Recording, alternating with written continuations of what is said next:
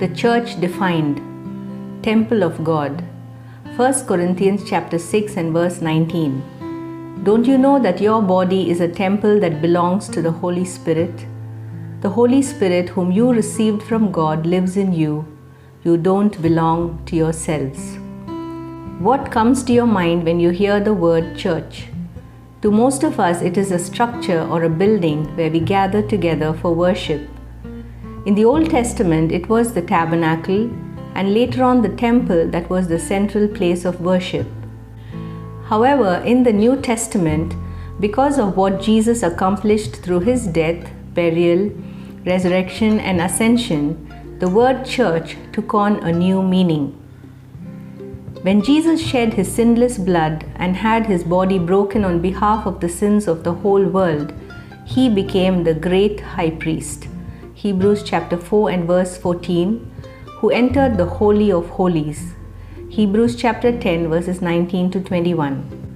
This was also the reason why the veil in the temple was torn in two from top to bottom when Jesus was crucified in Matthew chapter 27 and verse 51. This signified that there was no more need for the temple, the sacrifices or regulations, for Christ had made the perfect sacrifice once and for all. The temple of God was redefined in great detail by the Apostle Paul in 1 Corinthians chapter 3 and 2 Corinthians chapter 6. Firstly, every believer is God's temple and the Holy Spirit dwells within us.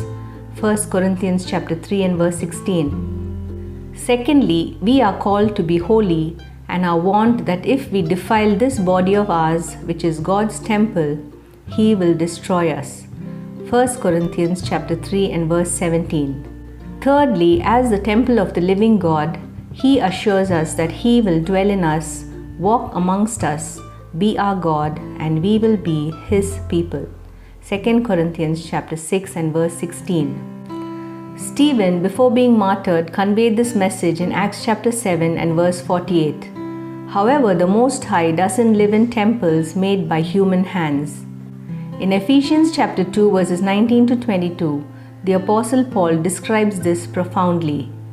He says that we are God's household, our foundation is built on the apostles and prophets, Jesus Christ himself is the chief cornerstone, and all of us are being fitted together to be built into the temple of God in whom the Holy Spirit dwells. Each one of us is the temple of God, and together we are being built into his holy temple.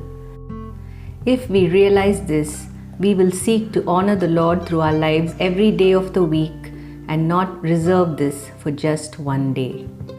This is why we should also not be perturbed if our adversaries target our man-made structures, for they can never destroy the true temple of God, which is what each one of us is.